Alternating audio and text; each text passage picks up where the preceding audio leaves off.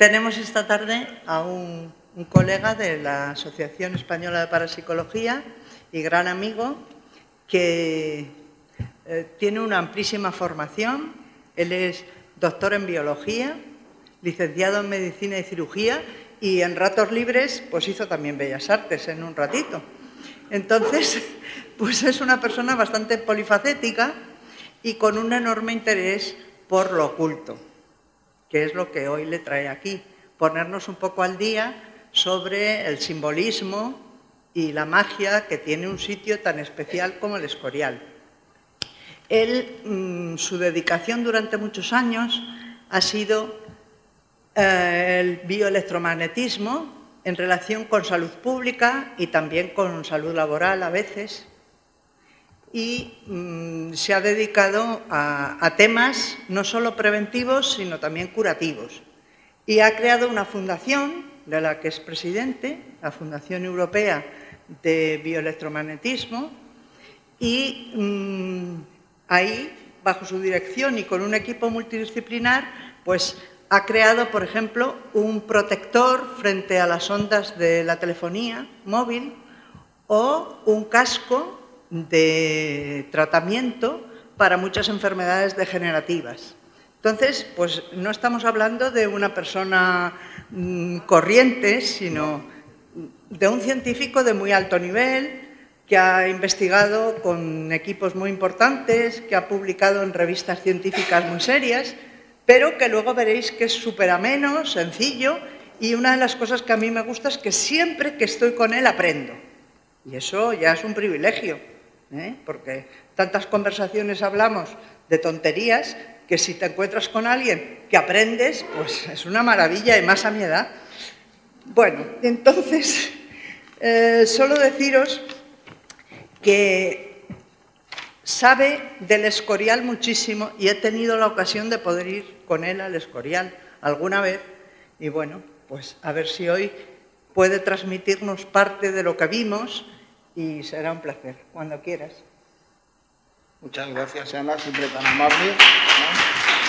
Sobre todo gracias también al público, a los organizadores, por supuesto, pero no te vayas. Sí, hombre, ya te dejo. Bueno, y con vuestro permiso vamos a empezar. El tema es muy bonito, muy apasionante. La verdad es que empecé de casualidad y me ha llevado muchos años ir investigando poco a poco todas estas cuestiones sobre el simbolismo y la magia en el Escorial, que normalmente no vienen en ningún sitio, son difíciles de encontrar. Todavía hay mucho, respeto a todas estas cuestiones, pero yo creo que poco a poco se tiene que ir desvelando. Tenemos el Escorial, aquí una vista general, a la derecha, según las indicaciones que vais a hacer. Y una de las cuestiones fundamentales es el entorno, de por qué se hizo y por qué se tuvo que organizar toda una serie de excursiones y toda una serie de recopilación de personas y de cosas para poderlo hacer. En este sentido, todo es una lección de arquitectura. Sí, claro, claro. Yo hablo todo lo que queráis. O sea, toda una lección de arquitectura es el Escorial. Se ha apostrofado como la octava maravilla del mundo. Es el símbolo de la España imperial. Es el espejo del rey Felipe II y, por supuesto, es el tema de hoy, la fuente y el crisol del conocimiento hermético.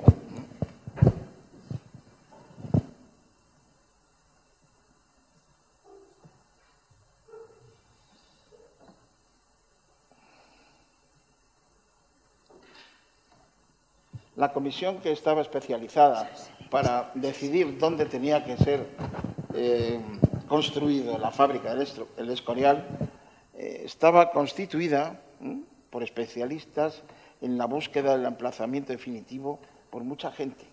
Entre ellos estaban clérigos, arquitectos, agrimensores, médicos y un largo etcétera, pero sobre todo también había la parte mágica y la parte más interesante, que eran zahoríes, eran astrólogos, eran alquimistas.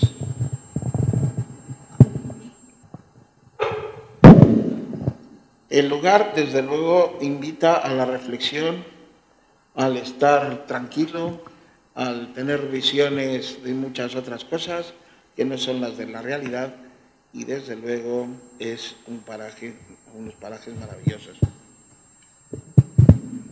Todo es agua, todo lo que tenemos alrededor del Escorial es agua.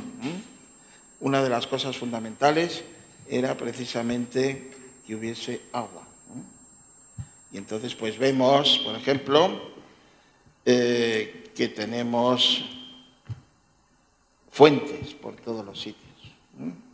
Pero también existen zonas milagreras, por así llamarlo.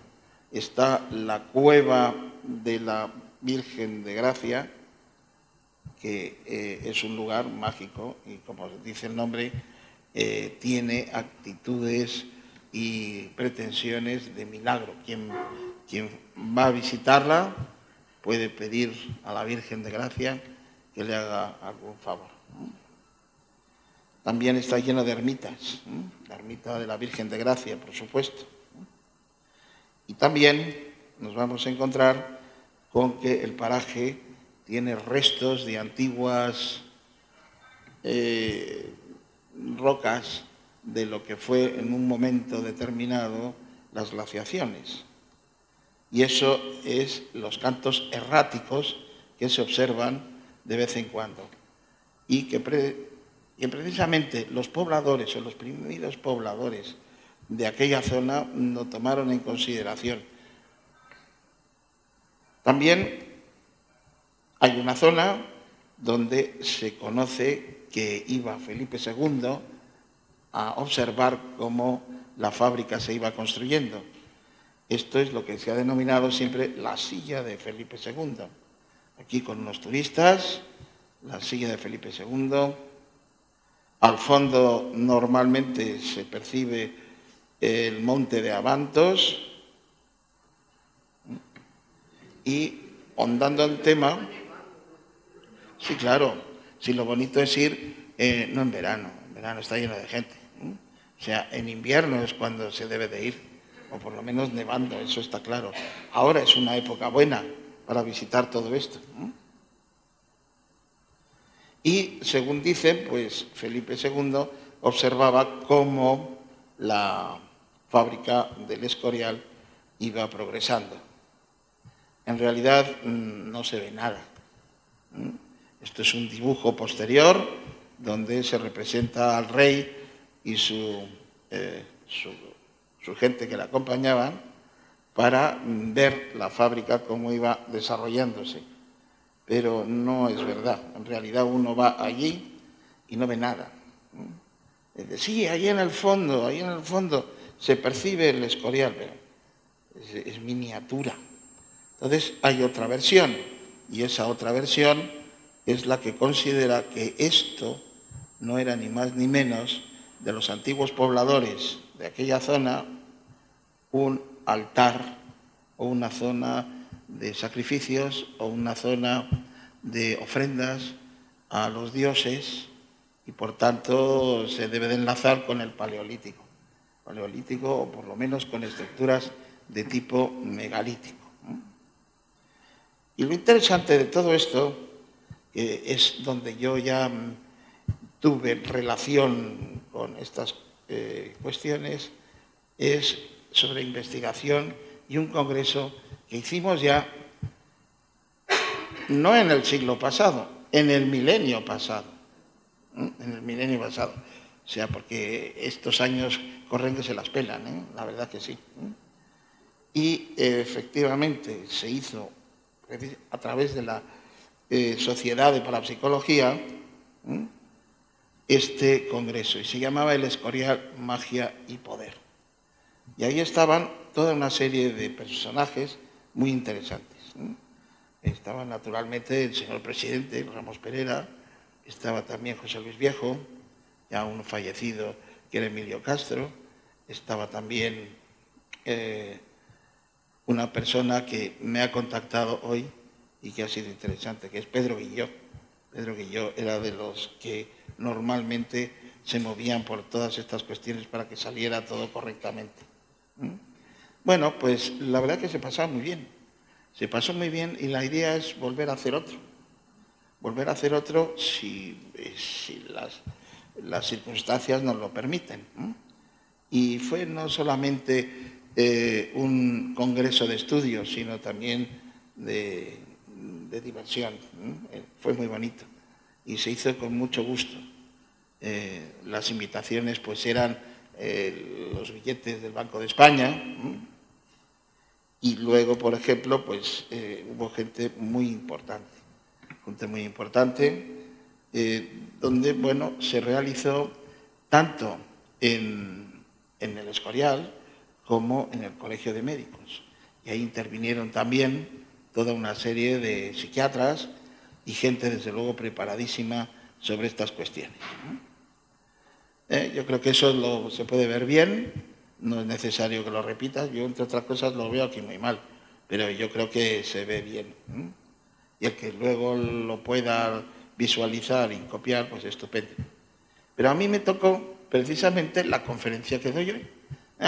Una cosa sobre simbología y magia. Digo, pues no tengo ni idea. Eso puede ser interesante. Pero bueno, total, que me puse a buscar, a investigar y topé con un manuscrito alemán. Y este manuscrito alemán estaba realizado por Cornelia von der Ostensacken y se titulaba precisamente El Escorial. Y a mí me abrió los ojos de muchas cosas. Este es el libro, se publicó en Estudia Iconológica y luego, posteriormente, se llegó a publicar en Barcelona, por lo menos parte de este libro, en traza y baza. Traza y baza, pero fundamentalmente sobre los trabajos de René Taylor.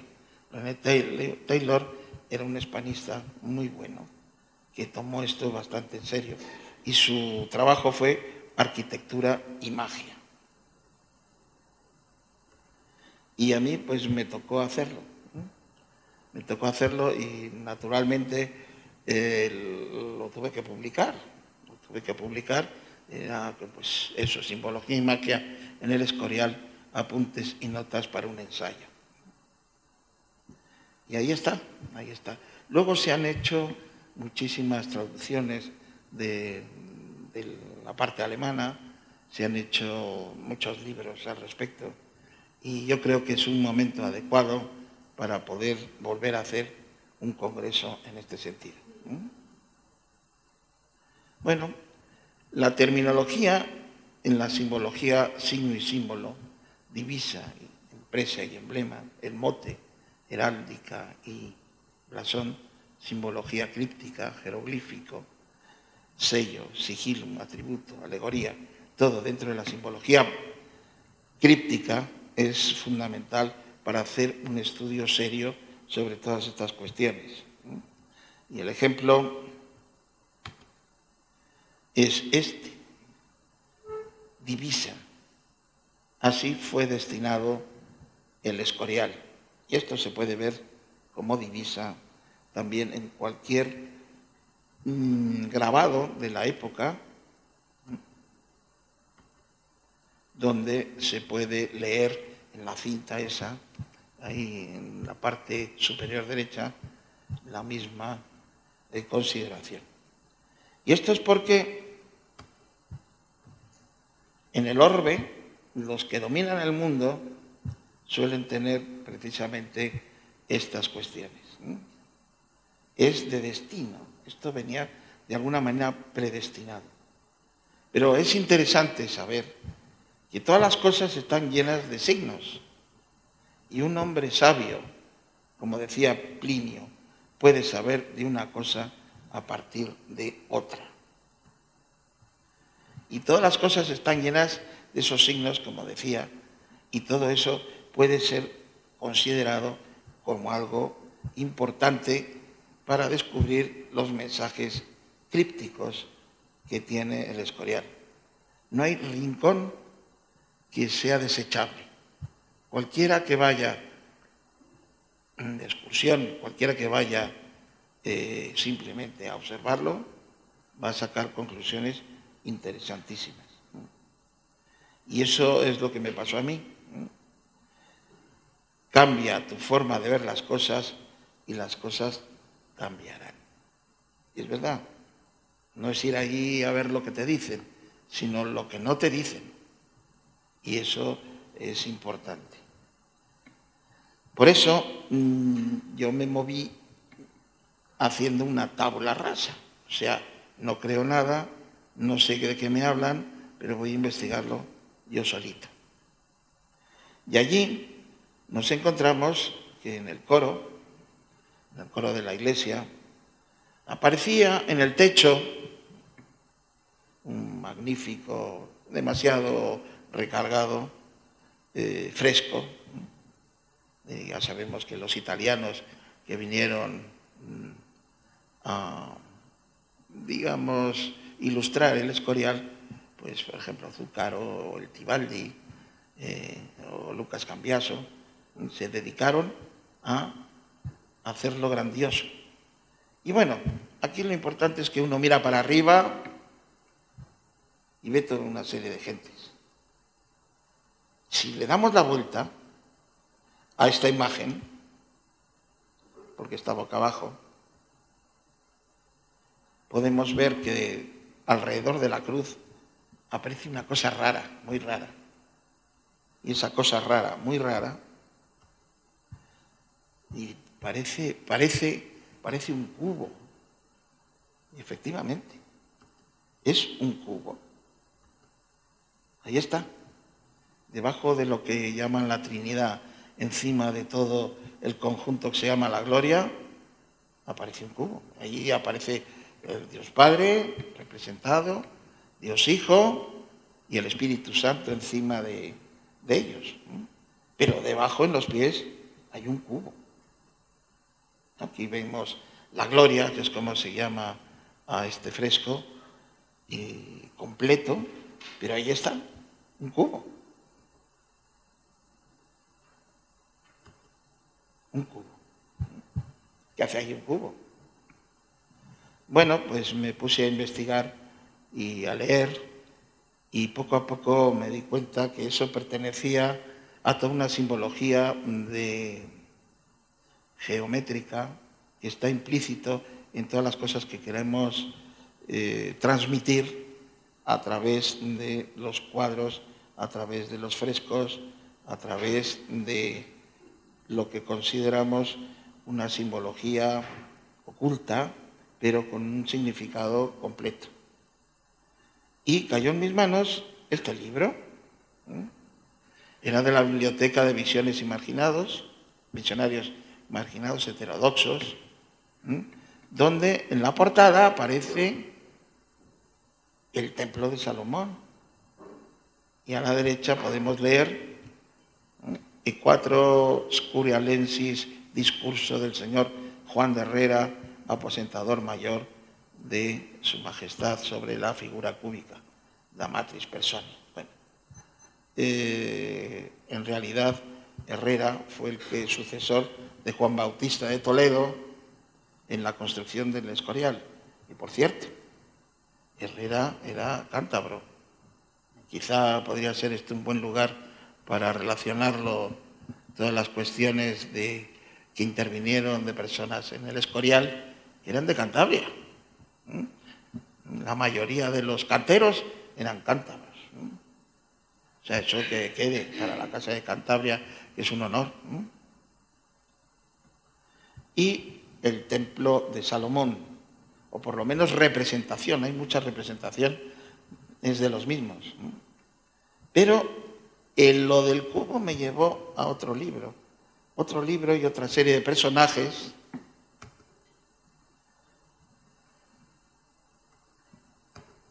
como son estos.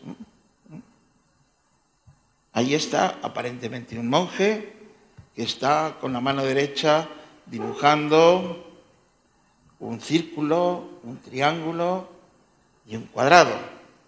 También en el ángulo inferior derecho aparece una figura geométrica. Y el libro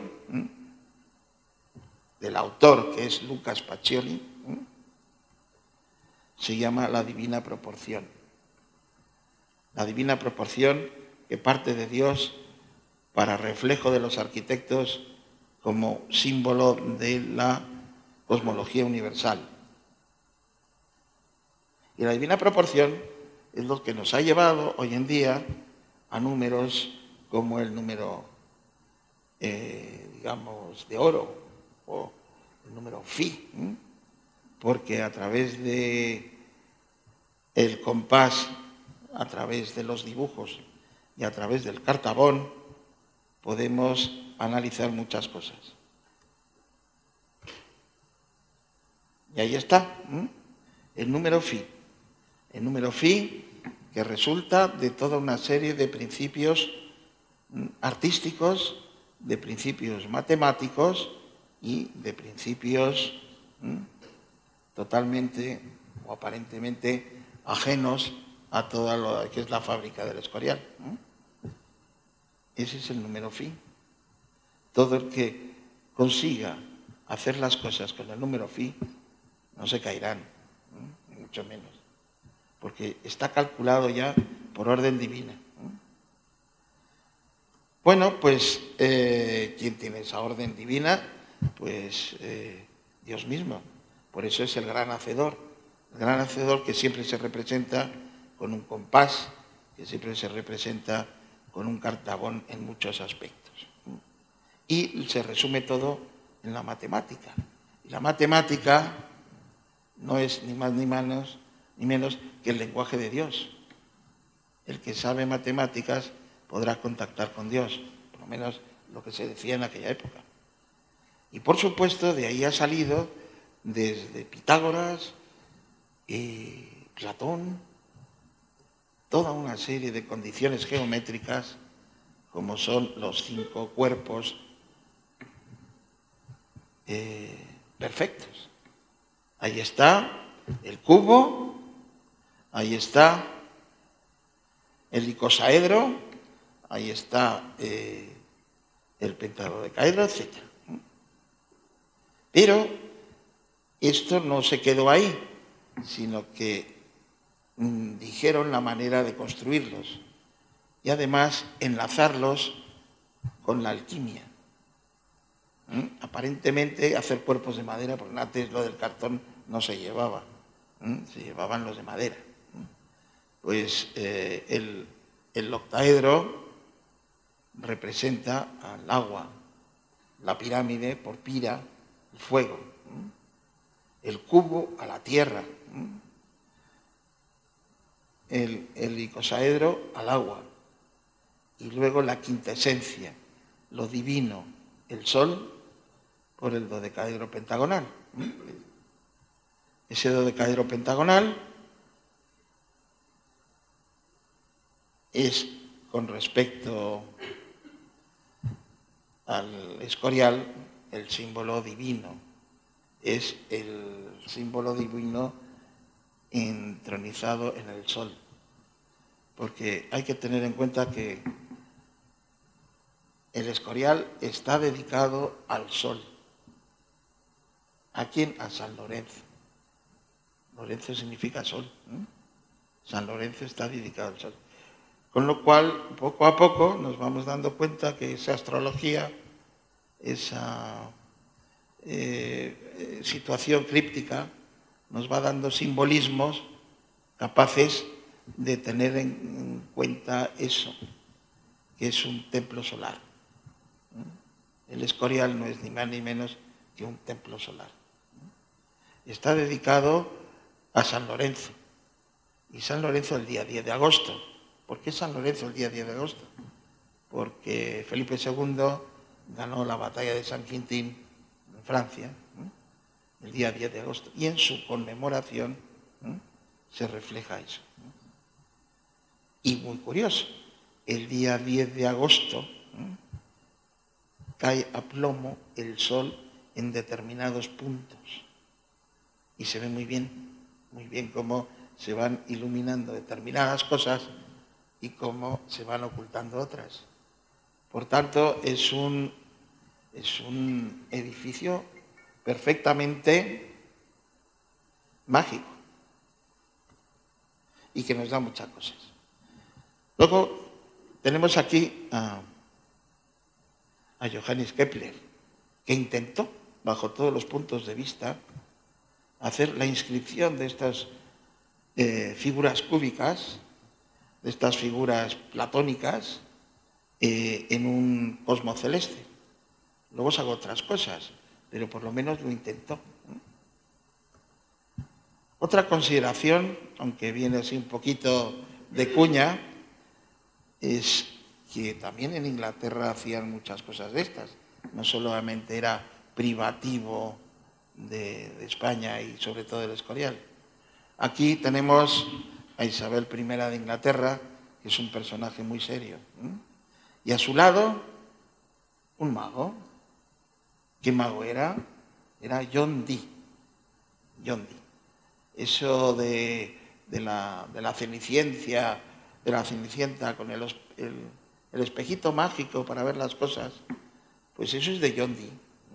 Tenía un espejo mágico para ver, en este caso, Felipe II por dónde iba. O sea, le tenían de alguna manera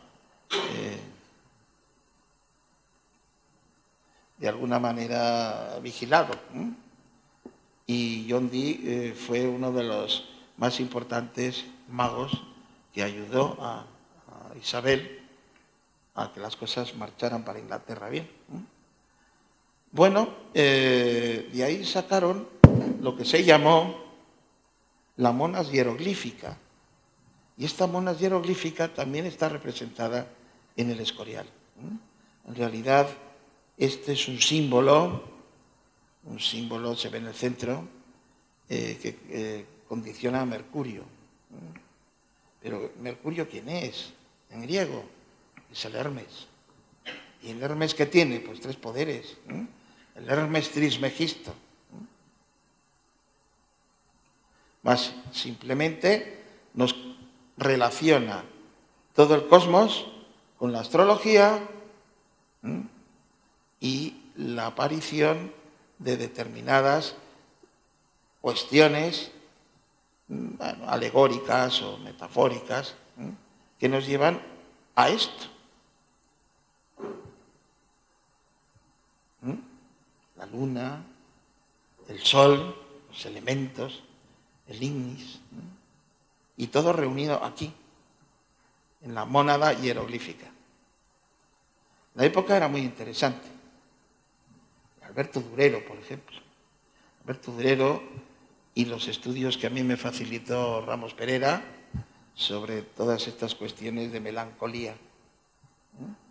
Melancolía están representados, pues, cuestiones de tipo geométrico, la escalera típica para ascensión al iniciado, luego aquí hay un jeroglífico, y muchas cosas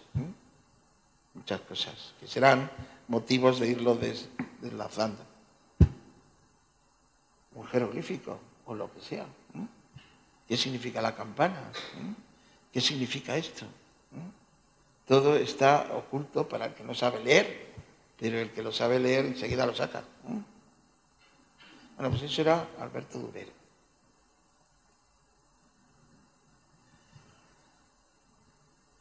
La planta astrológica del Escorial. Planta astrológica.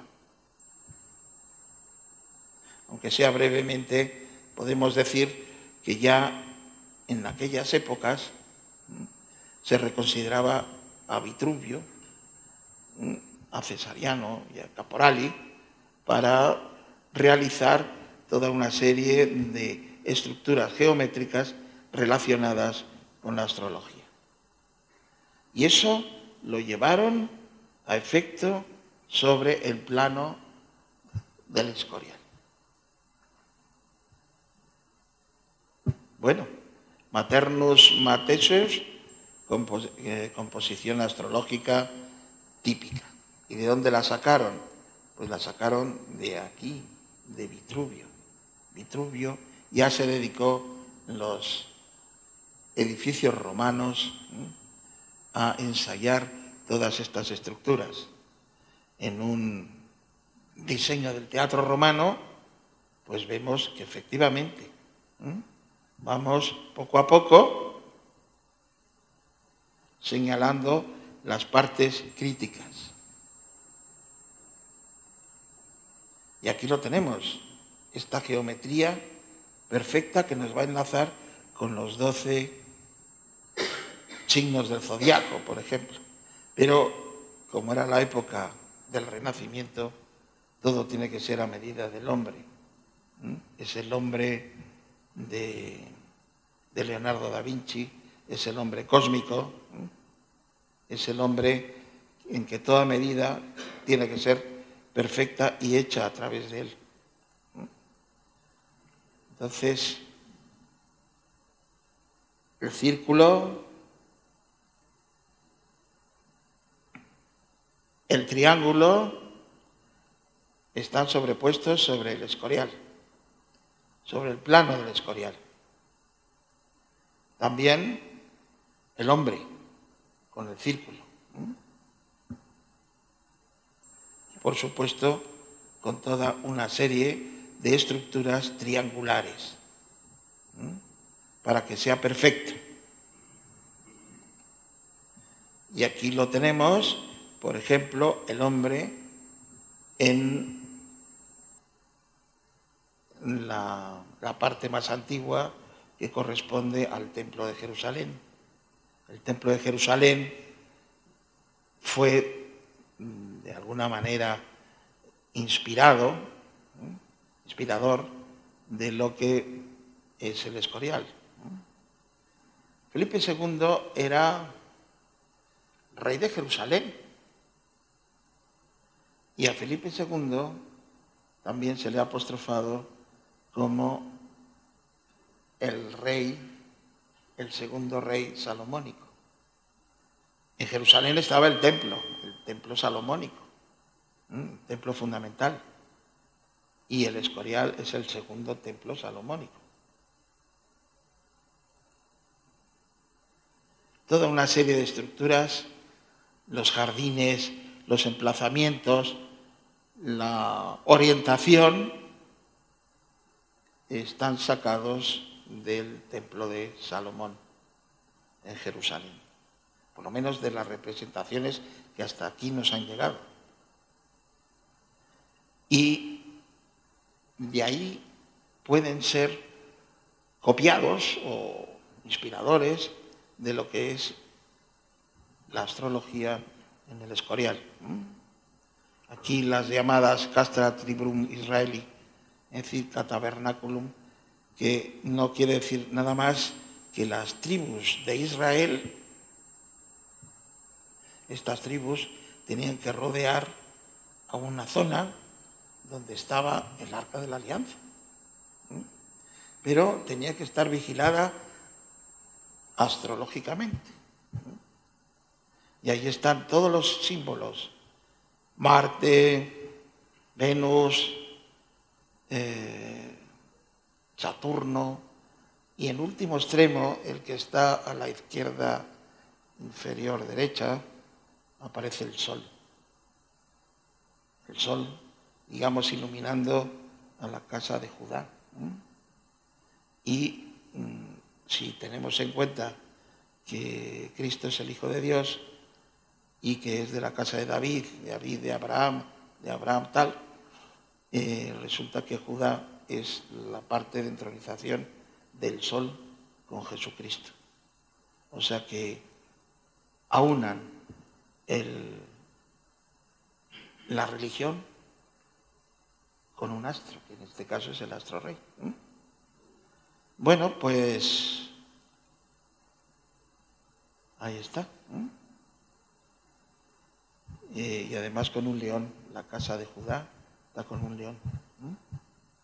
Y todo lo que rodea al tabernáculo fundamental, pues están las tribus y la cuestión astrológica. Y vamos al plano del Escorial. El plano del Escorial, pues aquí, por ejemplo, en la parte superior derecha, nos vamos a encontrar con que está el patio de los evangelistas. Pero, por supuesto, está la situación astrológica completa. Y en el centro, el templete de los evangelistas. En invierno es maravilloso ver el patio de los evangelistas, ¿no? Ya primavera o verano, pues también se ve y es muy bonito, ¿no? Y algo interesante a tener en cuenta, que es un octógono. Y el octógono está relacionado con el sol. Y los evangelistas portando libros. Aquí hay un evangelista que creo que debe ser Juan, no lo tengo yo fichado, que tiene ni más ni menos un libro abierto. Pero ese libro abierto está en siriaco. ¿Qué hace el siriaco ahí? Pues sí, está en siriaco. O sea, está en siriaco, podríamos decir relacionado con el hebreo antiguo, relacionado con el arameo, pero es así. O sea que ahí nos está contando historia de mucho tiempo. Y volvemos al Escorial, volvemos a ver esto para recordarlo. Vamos a ver en el ángulo superior derecho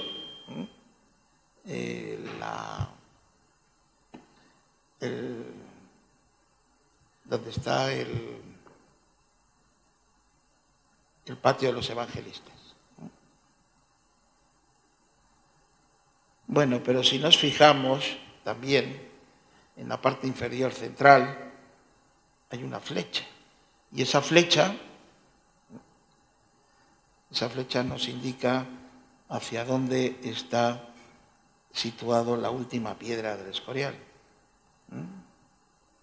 Este es el Escorial, pero el Escorial está orientado no a los 4 puntos cardinales exactos, sino a la declinación magnética.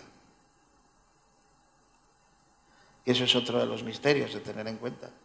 Y desde luego, el triángulo, el círculo, el cuadrado forman parte de toda la estructura geométrica de los planos del Escorial. Pasando ya a las cuestiones más astrológicas, la esfera armilar, que es una esfera donde se percibe las influencias sobre el centro de la Tierra astrológicas, y también el caduceo. El caduceo es el símbolo, por una parte, de la medicina, por otra parte también de la farmacia, por otra parte del saber, y por supuesto de Mercurio y de Hermes Trismegisto. Estos son tapices que nos han llegado hasta nuestros días, que se encuentran en el Escorial.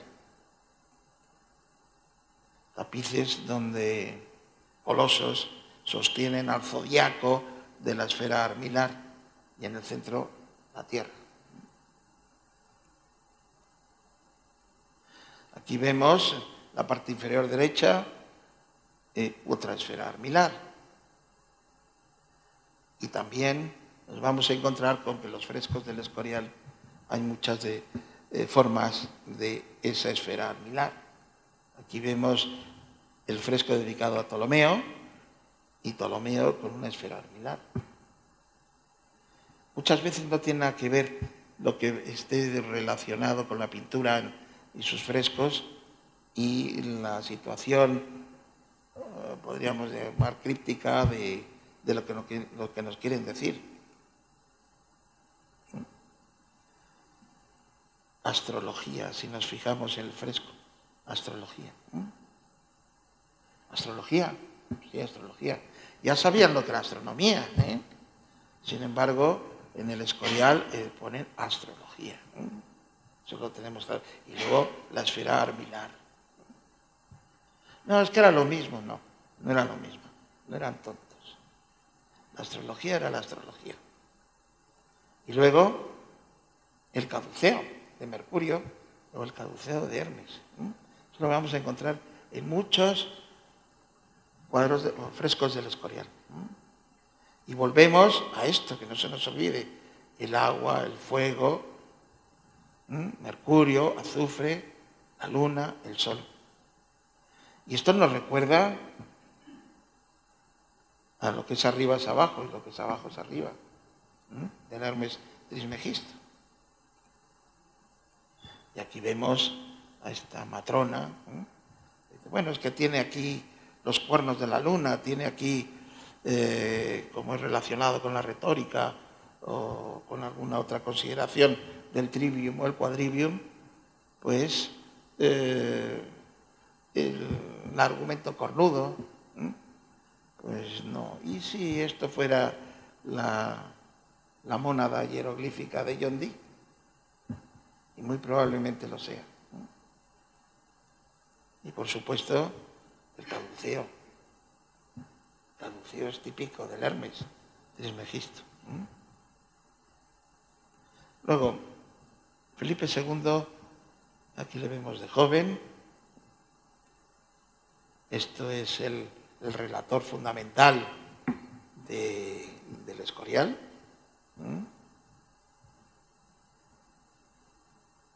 Él es el que hizo, pues, el libro más interesante al respecto.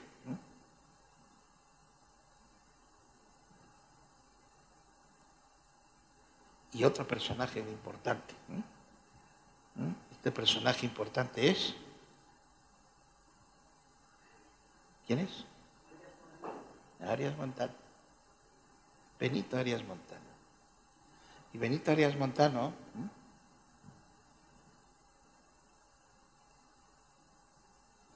ya tiene relación con Alcalá de Henares.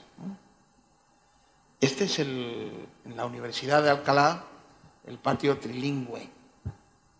Patio trilingüe donde se estudiaba en hebreo, se estudiaba en griego y en latín, pero también a veces en arameo o derivados del siriaco, o en el hebreo antiguo y en árabe.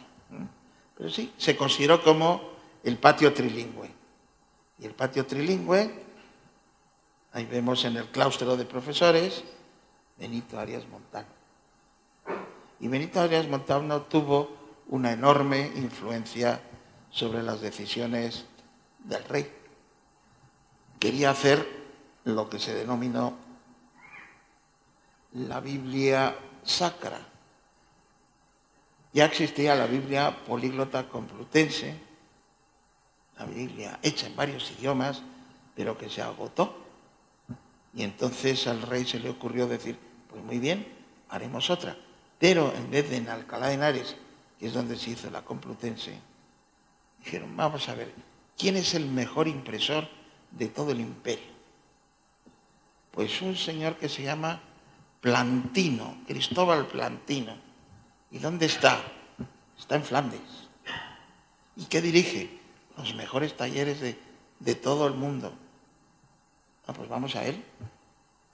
Hay un inconveniente. Es reformista. Pertenece a los familistas. Y le dijo a Arias Montano, no importa.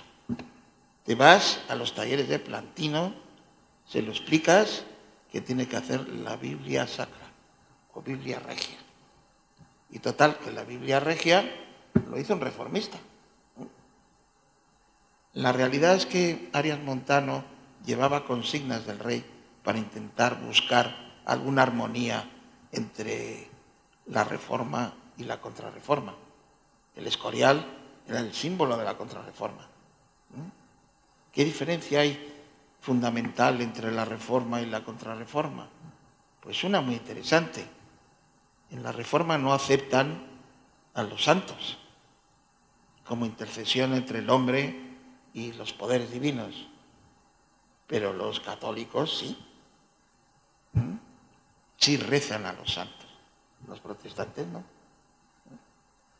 Entonces tenía que limar esas asperezas y lamentablemente no lo consiguió, pero hubiera sido interesante. Con esto llegamos a tener en cuenta que la simbología oculta en el Escorial, por una parte, va a ser cristiana, pagana cristianizada, hermética o mágica. Y que no digan otra cosa, si es simplemente ir y verlo. Bueno, esto es la fachada principal del Escorial. Y aquí tenemos en la parte inferior las columnas. Son columnas enormes. Estas columnas enormes están relacionadas con los antiguos estilos grecorromanos. Y entonces esto es dórico-toscano. Las columnas son dórico-toscanas. ¿Y a quién estaban dedicadas las columnas dóricas? Fundamentalmente a las personas relacionadas, dioses, sobre todo, con Marte. Luego, de entrada, esto es un edificio marcial, es un edificio de poder militar. Luego, hacia arriba, nos vamos a encontrar una parte más superior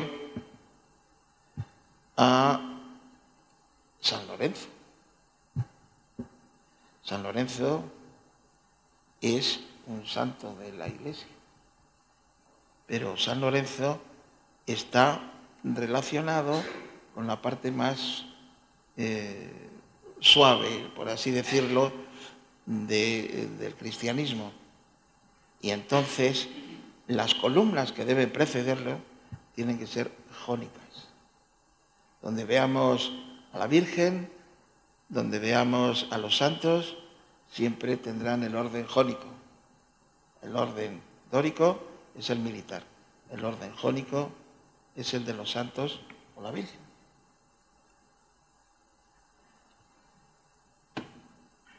A San Lorenzo lo emparrillaron, y otro de los símbolos que se tienen es que el Escorial parece una parrilla invertida. Ahí la vemos, a la parrilla. Desde luego esta entrada es muy similar a los conceptos antiguos del Templo de Salomón.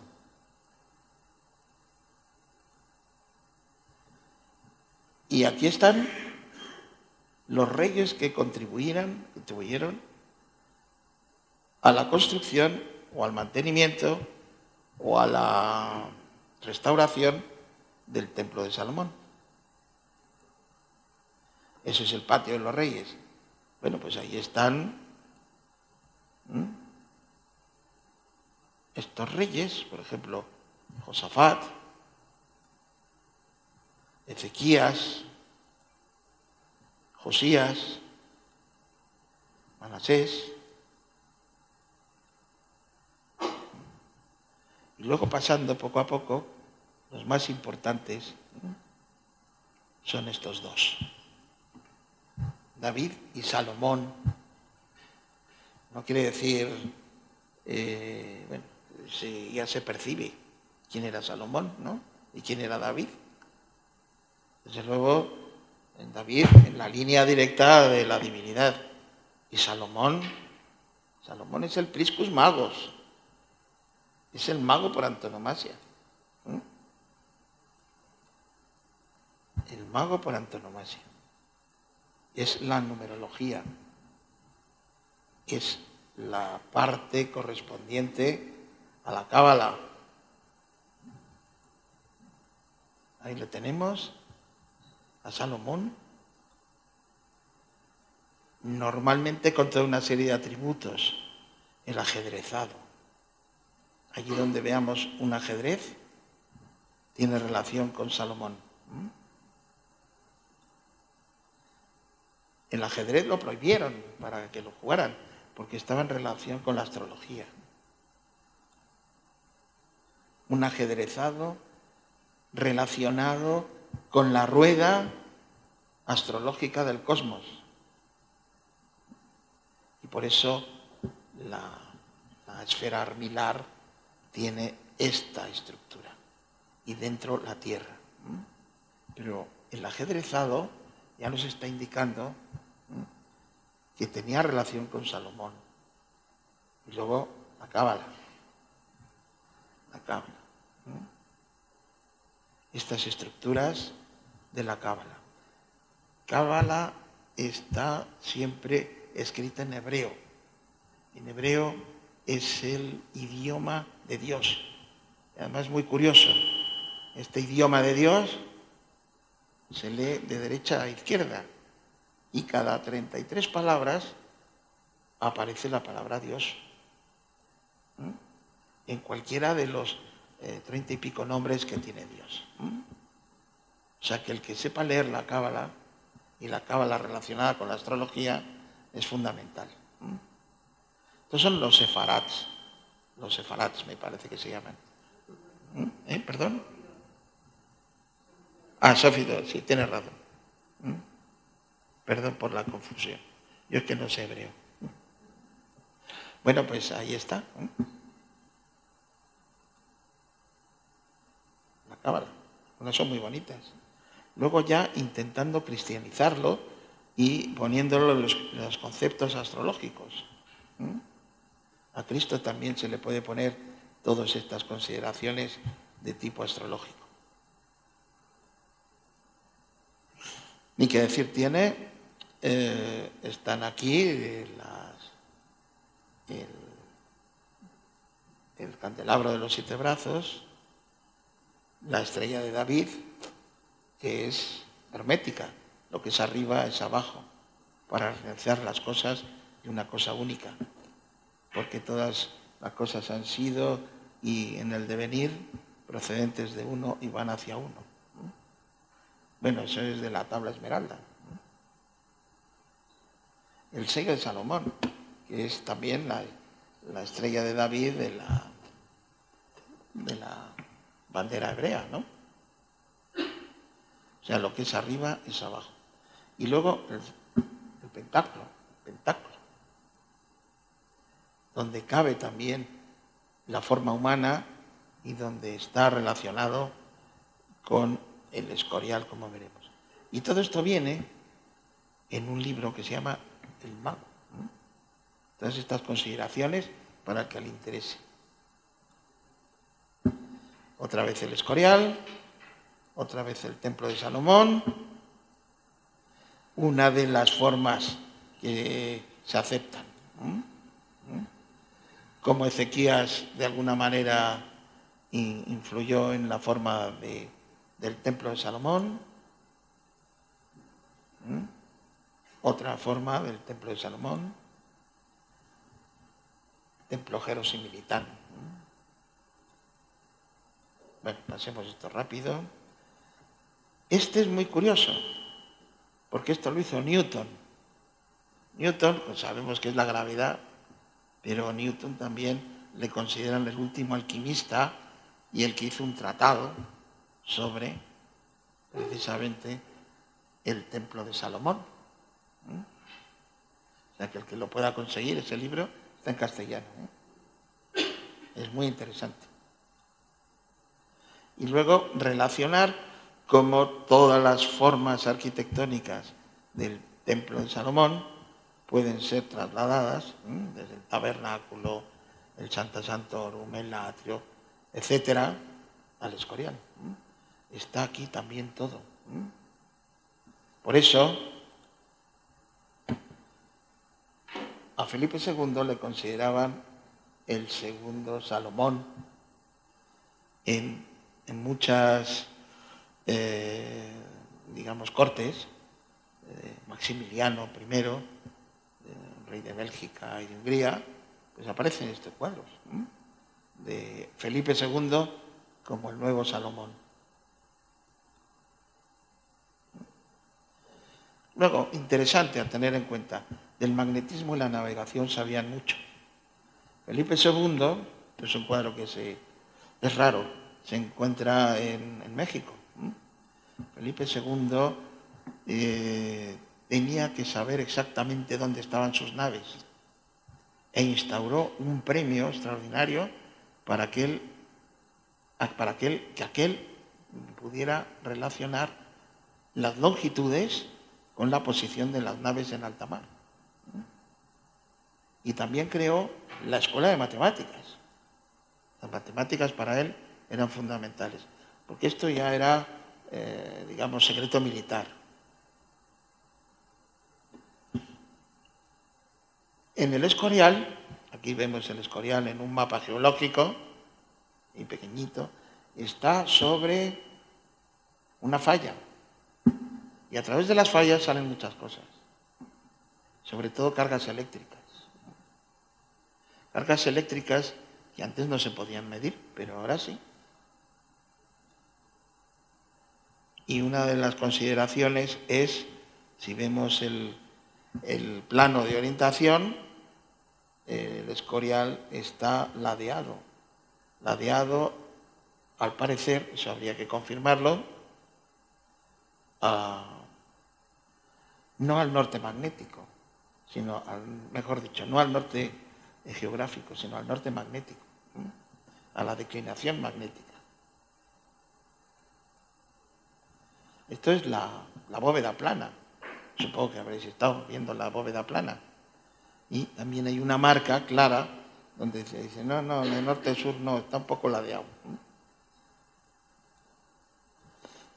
Esta flecha, como antes también lo mencionábamos, señala a la piedra, la última piedra del Escorial, 20 años después. En el Patio de los Reyes, 20 años después. Bueno, pues según entramos, a mano izquierda, en el tejado hay una cruz y ahí se ve, debajo de esa cruz, una crucecita pequeñita que señala la última piedra del Escorial. Ahí la tenemos, creo que se ve. Clic, clic.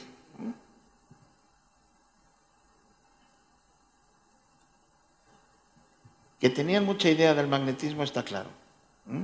Hay una piedra imán, está en el Escorial sujetando toda una serie de pesas bastante poderosas. Luego algo interesante. Halley, el del cometa de Halley, resulta que descubre, según los británicos, la capacidad de hacer mapas magnéticos. Los mapas magnéticos de Halley son los que se consideran hoy en día. Pues 150 años antes, en el Escorial, Alonso de Santa Cruz ya dijo claramente y enseñó los planos magnéticos para intentar averiguar dónde podían estar sus naves a Felipe II. O sea que siempre nos quitan las cosas. El tema de las longitudes era fundamental, pero también el tema de la declinación magnética para la orientación. Luego, bien, pasando a otro tema, los horóscopos del rey. Fueron muchos. Rey vestida de negro por las influencias de Saturno. Saturno está influido por el color negro. Estas son algunas de los gráficos, precisamente, de lo que le hicieron a Felipe II. El horóscopo de Felipe II, por los diversos autores. Pero esto no era una cuestión solamente española. También Isabel I de Inglaterra le hicieron varios horóscopos. Y además tenía al mago, a John Dee. Esto también era la posibilidad de el futuro que se deparaba al Escorial. Y también se hicieron horóscopos. El día en que se puso la primera piedra, no fue un día cualquiera, fue un 23 de abril. Y ese 23 de abril, ¿por qué? Porque elegir la persona o el santo o la deidad que pudiera ayudar, pues este era San Jorge. San Jorge, día 23 de abril. 20 años después, también se hizo, me parece que fue, no sé si San Bernardo o algo de esto. Luego, si nos vamos a la biblioteca del Escorial, nos vamos a encontrar con esto, donde pone Euclides. Pero, ¿qué tiene en la mano Euclides? Pues tiene una genitura, o sea, un horóscopo astrológico. Luego también tiene aquí el círculo, el triángulo, tiene el cuadrado, pero luego en un lado de la cortina de Euclides se ve esto. ¿Y eso qué es? Es la mitad de esto. Lo que es arriba es abajo, lo que es abajo es arriba. Esta es la mitad. Como escondida. Esto es del Hermes Trismegisto, para realizar las cosas de una cosa única, porque todas las cosas han sido, etcétera, etcétera. Y esto es de Matías Jacob, donde corrobora la idea de las posiciones de los astros en la época que nació Felipe II. Las colecciones del rey fueron muchas.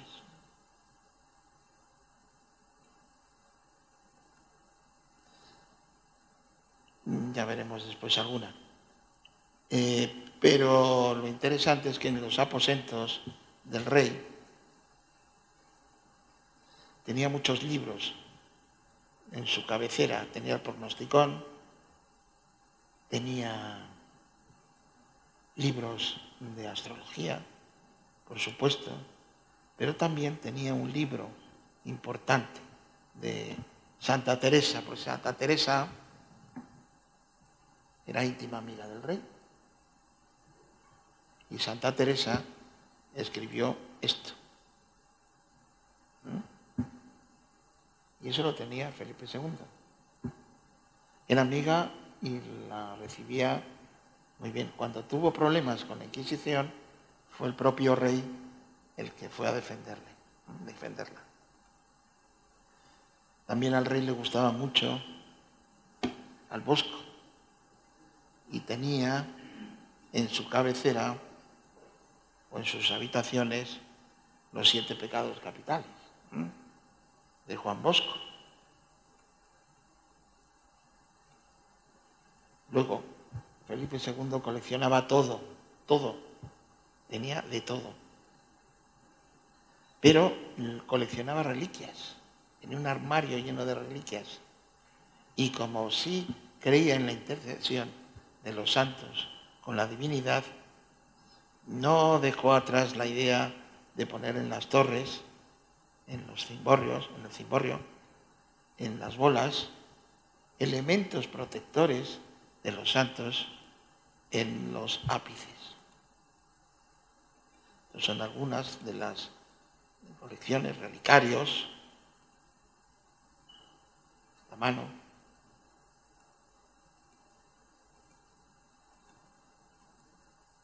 Ahí está. En estas bolas hizo fundir varios de estos relicarios o los metía en hornacinas para proteger al Escorial del rayo. No era mala idea, pero Benjamin Franklin fue después de 200 años.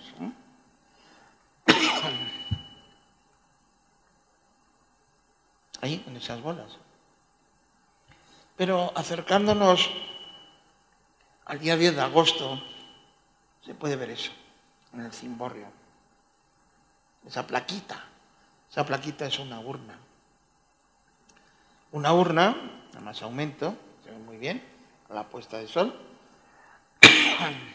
del día 10 de agosto. Están dentro, ya se sabe, unos cuantos relicarios y luego inscripciones. Una de las inscripciones está sobre una cruz pateada que es una cruz templaria. O sea, la cruz de las 8 beatitudes con anagramas y cosas, digamos, de protección divina. Pero también saber que el templo de Jerusalén tenía pararrayos. Tenía pararrayos para protegerse del rayo del cielo. Bueno, pues igual que Felipe II se le ocurrió lo mismo. Y esto es algo que, aunque viene un poquito de cuña, es sobre que la ciencia ya no tiene más remedio que aceptar esto. Porque todo es medir, todo es pesar, todo es contar. Antes no se tenían aparatos de precisión, ahora sí.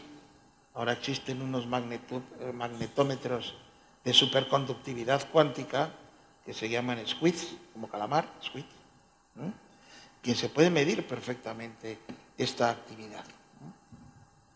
Bueno, precisamente alguien que en su momento fue un adelantado en su época, por supuesto, fue Yves Rocard.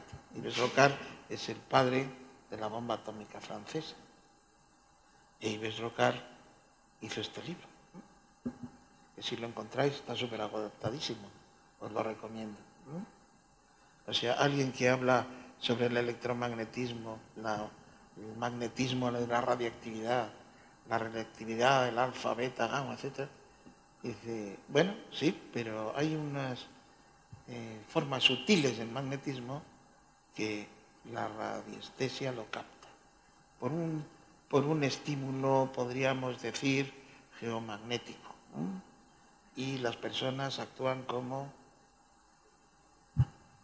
antenas. Y aquí han descubierto un vórtice, según los radiestesistas, que es donde se sentaba uno de los ángulos de la base del Escorial, el monasterio, donde se sentaba Teresa de Jesús, esperar a que le recibiera el rey. Y allí ilustres personalidades se dedican, profesoras que también tienen el placer de presentarme, pues sí, por lo visto el péndulo se mueve. Ahora lo que hace falta es medirlo con aparatos. Pero sí, yo sí creo que es posible. Bien, simbología en el arte hay mucha. Aquí hay de todo un poco. Y quizá vamos a pasar un poquito rápido. No sé qué tal andamos de tiempo.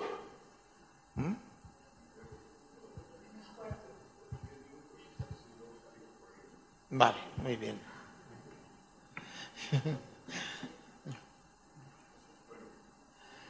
Bueno, no pasa nada. Suelo ajustarme al tiempo. De los italianos que se dedicaron a poner cuadros y murales y frescos en el Escorial, pues están los que había citado, está Zúcaro, está Tibaldi, están, bueno, toda una serie de ellos. Pero lo interesante, por ejemplo, es este. Este es en el templo salomónico, donde están las columnas salomónicas y que son los desposorios de María. Y si nos fijamos, el sacerdote tiene un pectoral. Ese pectoral es el pectoral de Moisés, donde están representadas las 12 tribus hebreas. ¿Qué es lo que había en el Arca de la Alianza? 3 cosas.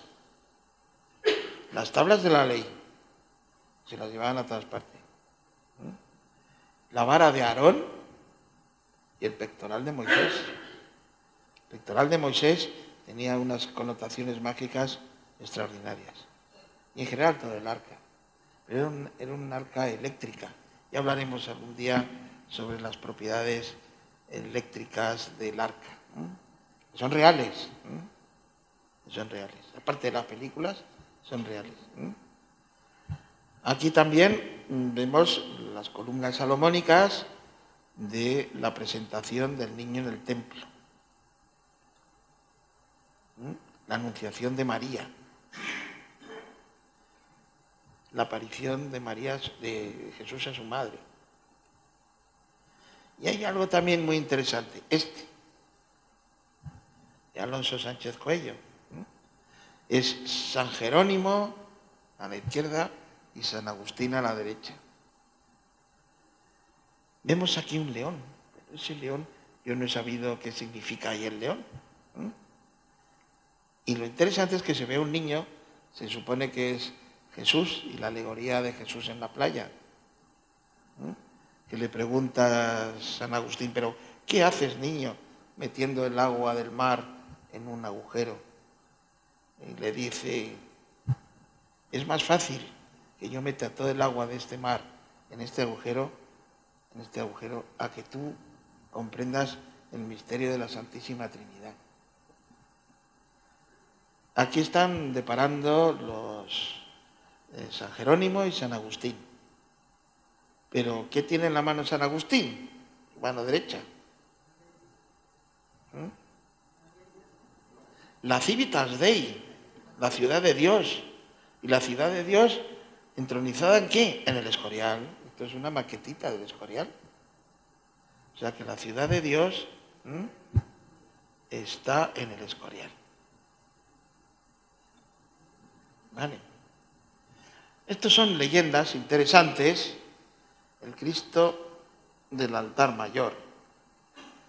Un día se encontró Felipe II paseando por Portugal, en Lisboa, y vio una nave varada en la playa y preguntó, ¿y esa nave varada qué ocurre tal? Le dijeron los marineros que era una nave que se llamaba el 5 Llagas y que estaba hecha de madera del paraíso. Esto le llamó la atención e indagó más. Y no se le ocurrió otra cosa nada más que llevarse la quilla de la nave al Escorial, con lo que pesaba, ¿no? Una quilla de nave. Y con ella hizo precisamente la cruz de la parte superior. Esto es de Herrera. En la parte superior el Cristo está montado sobre una cruz de madera hecha con la quilla del barco. El 5 Llagas. Quizás que se acordaba de una leyenda de Jacobo de la Vorágine, en donde contaba que el árbol del paraíso, o el árbol de la ciencia, estaba transmitido a través de Set, y estaba transmitido en el sentido de que todo aquel que se arropara en ese árbol sería salvado. Entonces, la cruz de Cristo la hizo con el barco de 5 llagas, y lo que le sobró se hizo un ataúd del propio rey. Porque si era la cruz que donde se supone, según Jacobo de la Vorágine, había también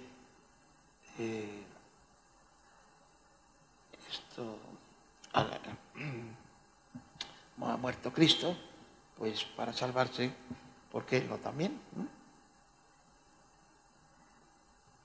Luego esto es una cosa interesante, lo del octógono de Herrera. Herrera, que sucedió a Juan Bautista de Toledo. Herrera, aquí le vemos con un libro de Vitruvio detrás y este dibujo que está haciendo. ¿Y ese dibujo qué es? Un octógono. Lo que está detrás es las indicaciones de Vitruvio. En el pie hay un compás, un carzabón, y esto nos lleva a considerar que la iglesia de San Lorenzo de Turín también tiene estas connotaciones. Aparte de lo que es arriba es abajo y lo que es abajo es arriba, de la estrella de David, la base de esta iglesia dedicada a San Lorenzo tiene 8 ángulos. 8 ángulos porque todos los templos solares en la historia tienen 8 ángulos. Bueno, pues San Lorenzo es el sol, es muy lógico. El Escorial está dedicado al sol, por tanto. Vamos a ver eso. ¿Por qué no sale? Pues sí, claro.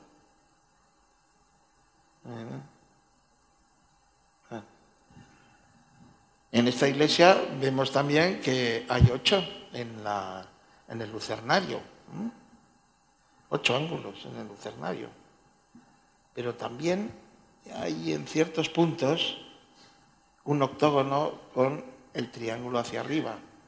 De lo que es arriba es abajo, nos manda arriba.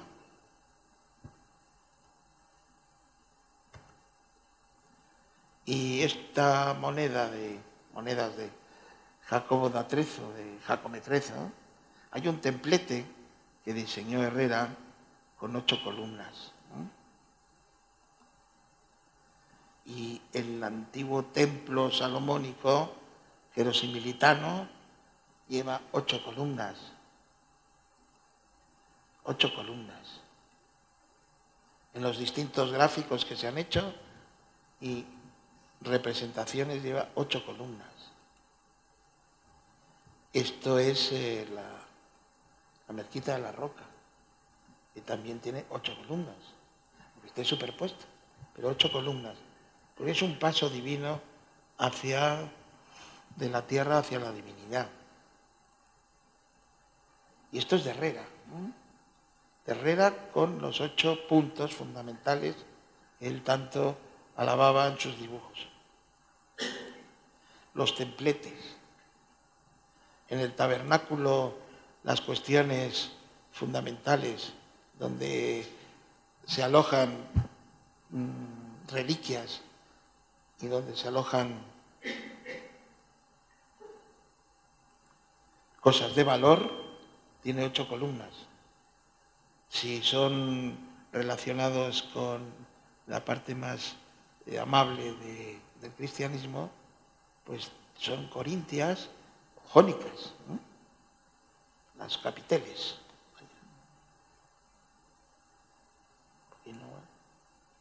Esto es un dibujo de Herrera, dibujo de Herrera con las 8 características. Bueno, el templo de Salomón, las columnas salomónicas están rodeadas por un octógono. Templo de Salomón, un octógono.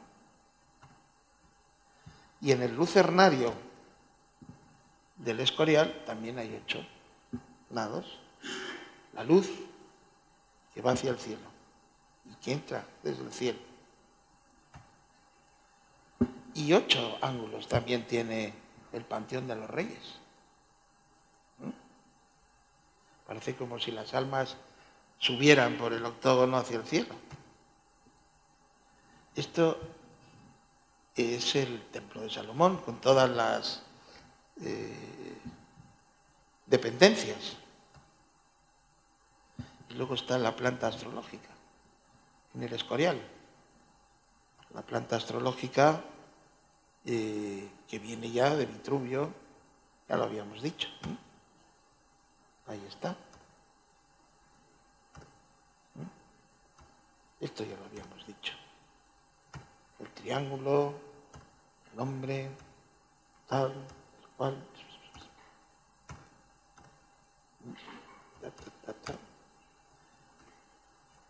Y ya está.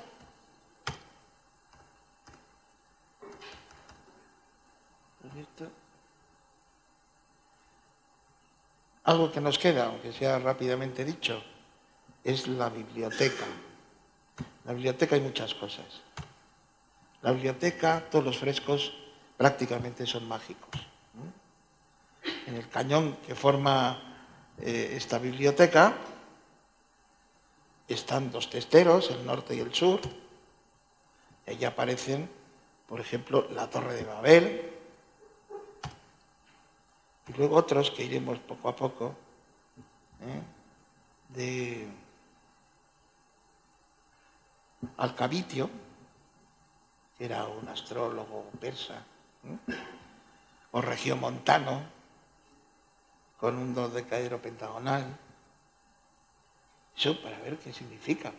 El dodecaedro pentagonal era la quintesencia, era el sol, era el Dios. Y luego algo de el rey Salomón y la reina de Saba departiendo sobre un jeroglífico que le habían puesto. Pero aquí pone en hebreo, omnia in numero pondere et mesura. Es lo que mismo que dijo Pitágoras. Todo es número, todo es número.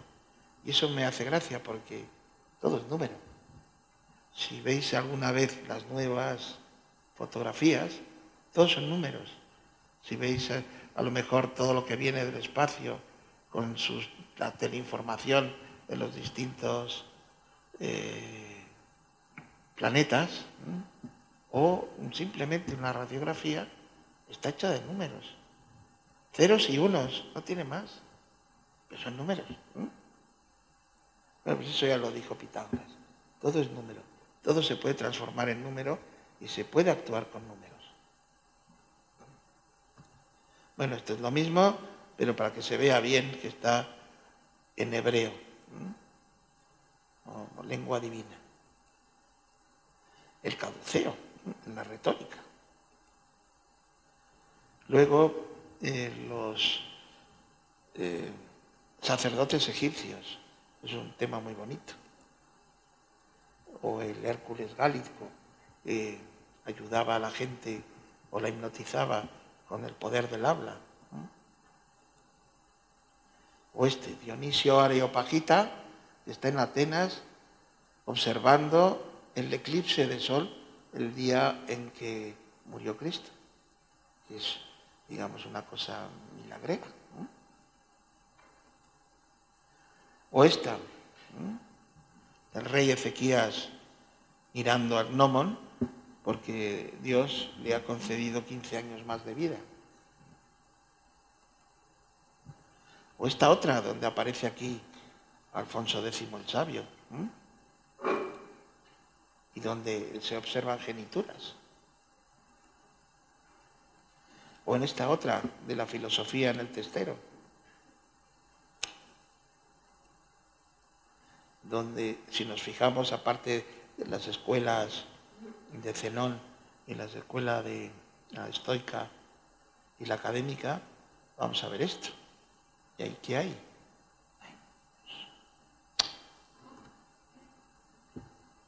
Pues está el dodecaedro pentagonal, está el trialminar, está la perfección en la esfera. Pero luego tenemos aquí este individuo que tiene ni más ni menos que un icosaedro. Es el símbolo del agua. El agua, sí. He dicho bien, ¿no?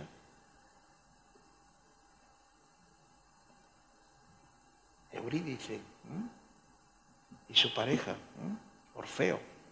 Estos son los cantos órficos. Orfeo lleva a hipnotizar con su música al cancerbero, pero la única condición que le pide el diablo, o el averno correspondiente, es que no mire a su amada hasta que salgan de la cueva. Pero la mira, entonces la mandan al averno. Eso es lo que dicen. Y esta, bueno, pues son todas relacionadas con lo mismo. Ahí está la esfera armilar.